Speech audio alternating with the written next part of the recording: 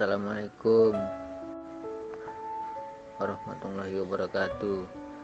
Bang Andi, ini saya Alan. Kenapa saya mencoba mengirim video yang tentang belajar mengenal diri? Bahwa video itu saya kirim karena saya belum pernah mengalami jati diri saya, dan saya belum pernah mengalami guru yang benar-benar guru sebenar guru. Jadi saya berhari-hari mencari tahu tentang video yang ada. Saya lihat sampai saya download sebanyak-banyaknya, tapi saya tidak mengenali guru itu, dan saya tidak menjumpai alamat guru yang ada di pemberitahuan YouTube. Jadi suatu saat saya malam meminta doa sholat tahajud. Saya meminta sama Tuhan agar supaya saya dikenalkan dengan seorang guru yang benar-benar guru, yang ingin saya tahu dan saya ingin belajar, biar saya jangan sesat di jalan yang belum saya tahu. Jadi saya lihat guru ada di kampung saya. Ya, bisa saya jelaskan dikit lah Bang Andi. Karena guru di kampung saya itu keluarga sendiri, family, abang ayah dari saya, abang kandung. Tapi saya tidak tersentuh hati saya belajar dengan guru abang saya ini. Saya kok nggak nyambung, nggak connect, susah mau buat paham, apalagi mau buat mengerti.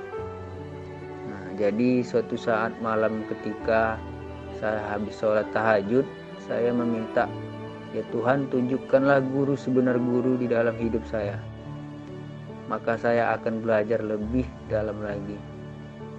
Alhamdulillah, tak berapa lama doa yang saya minta itu terkabul Bang Andi. Ya, sekarang rasanya saya sudah tahu guru itu yang mana sebenarnya yang saya cari.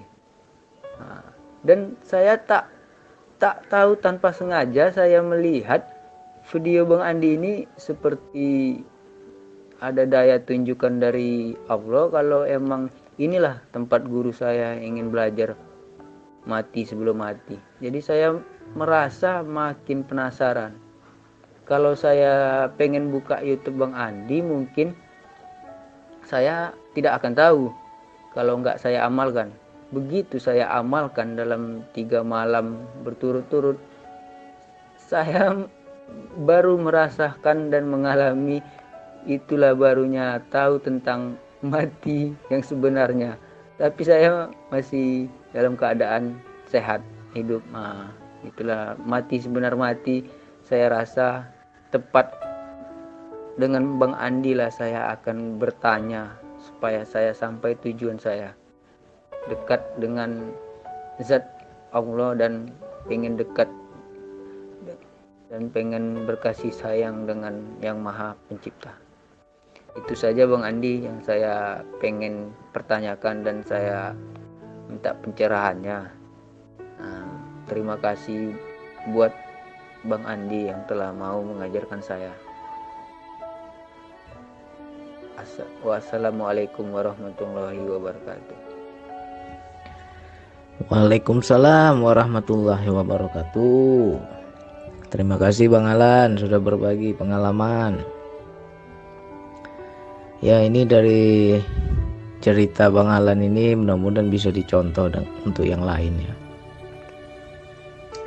Bisa diambil hikmah dan pelajaran untuk yang lain, bahwa jangan pernah kita itu mencari guru ya. Nih didengerin nanti nih sampai habis, jangan sampai salah paham. Kalau kita mencari guru itu biasanya pasti kita nggak cocok ya, pasti kita nggak akan cocok. Ke sini ke guru A nggak cocok, ke guru B nggak cocok, ke guru C nggak cocok.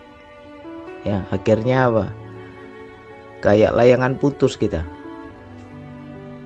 Terombang-ambing nggak tentu arah, nggak dapat juga. Nah, jadi sebelum berguru, minta dulu kepada Allah. Ya Allah, tunjukkan aku gurunya siapa. Minta sama Allah. Nah, yang seperti itu bagus.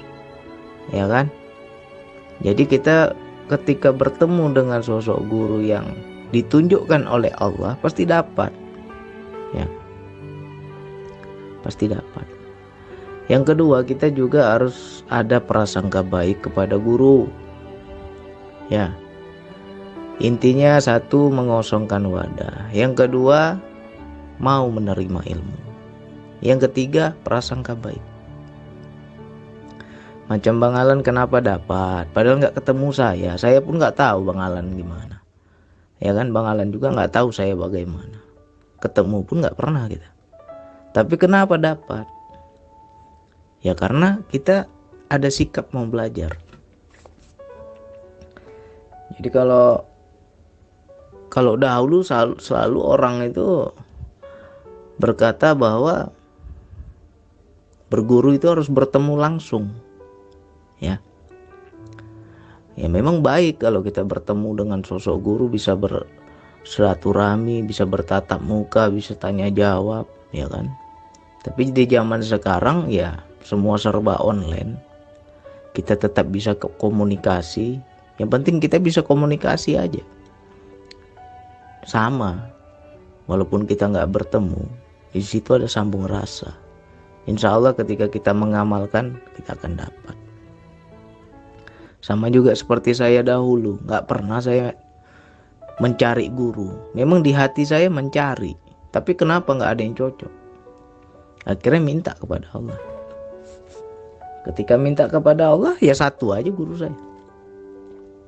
Begitu belajar, cocok di hati, dapat, ya alhamdulillah, istiqomah kita. Ya, disinilah banyak orang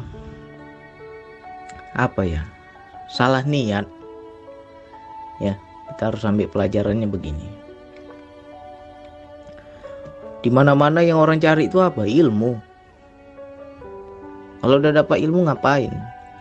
Ya, emangnya dapat ilmu ada jaminan dekat sama Allah? Beda. Kalau saya dahulu, saya tuh mintanya aku ingin dekat ya Allah. Cuman aku nggak tahu caranya. Karena aku nggak tahu caranya, kasihlah aku guru ya Allah. Mintanya begitu. Jadi jangan, di sana ada guru tuh, ayo kita ngaji sana, kita belajar sana. Begitu belajar nggak cocok, nggak nyambung. Karena apa? Dengan nafsu. Yang kita cari ilmu, bukan Allah. Tapi kalau niat kita itu mau mendekat, capek ya Allah, tiap hari aku ditipu oleh dunia ini. Pagi, siang, malam, pagi, siang, malam, jenuh kita. Gini-gini aja hidupnya. Kering kan, jiwa kita kering. Gak ada siraman rohani. Ya Allah, haus aku ya Allah. Macam mana caranya aku biar bisa dekat padamu ya Allah. Ingin mendekat aku ya Allah. Cuma gak ada yang membimbing diriku. Berikan aku guru ya Allah. Minta sama Allah. Nah, ketika niat kita itu Allah, tujuan kita Allah, Allah akan memberi guru yang cocok. Allah akan memberi guru yang masuk langsung. Ya. Makanya kenapa banyak teman-teman belajar zikir nafas, ada yang dapat, ada yang enggak. Karena apa? Niatnya udah salah. Niatnya ilmu yang dicari. Ingin terbang ke langit. Ingin menguasai spiritual,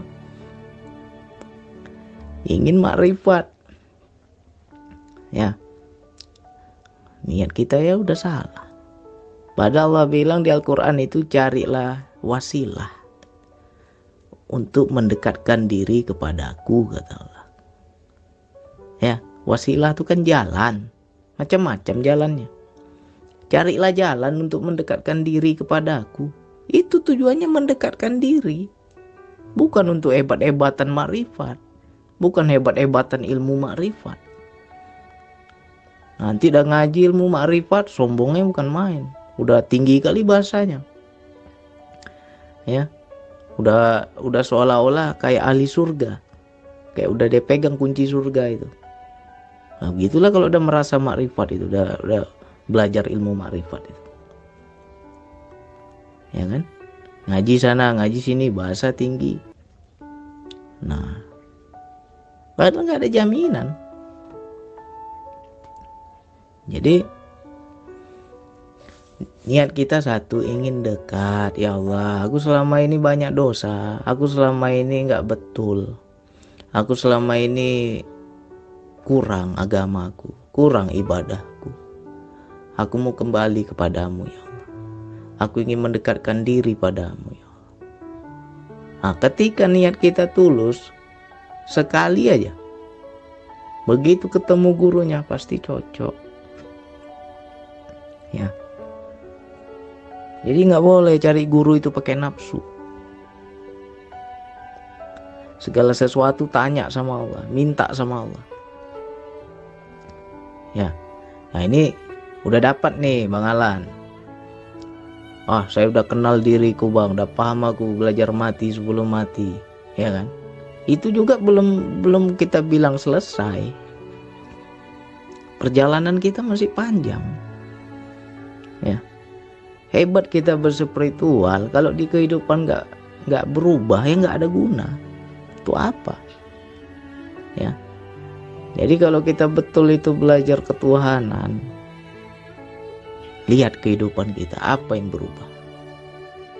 Berubah Bang, aku jadi rajin sholat, aku jadi lebih sabar, aku jadi lebih banyak diam Bang, kalau nggak penting nggak mau aku ngomong. Dulu aku suka gunjing orang, sekarang udah malas aku. Tahu aku dosa, ya kan. Sebelum keluar kata-kata yang nggak bagus, hatiku sudah dilarang Bang. Nah kalau bisa seperti itu, betul, berarti ilmu yang kita pelajari itu masuk, ya. Makin kecil kita ini, semakin banyak tahu, semakin kecil, semakin gak ada lagi diriku, ya.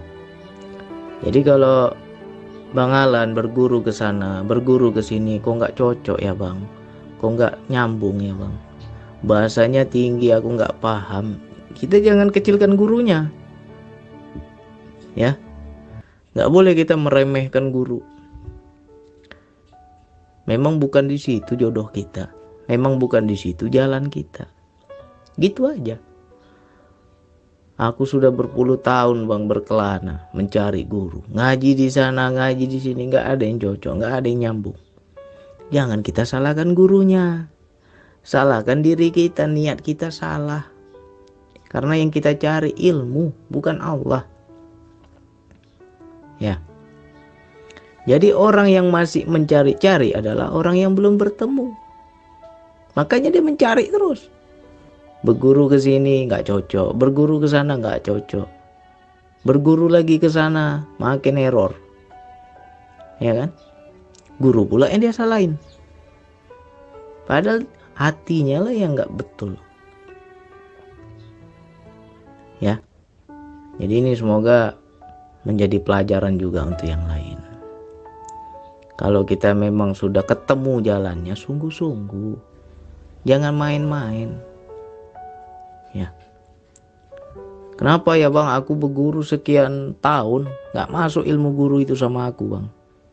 Bisa jadi kita main-main, gak ada etika mau belajar, gak sungguh-sungguh mau belajar, gimana ilmu mau masuk, ya. Kalau kita betul mau menimba ilmu, mau mengambil ilmu, mau belajar, masuk ilmu itu, ya.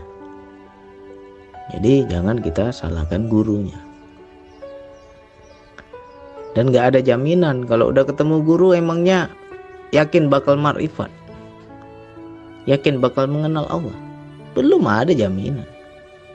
Cuman ya lebih baik ada guru dibanding kita belajar sendiri, gak ada yang dampingi, gak ada yang menasehati, gak ada tempat bertanya, gak ada tempat konsultasi. Ya itu bahaya ya.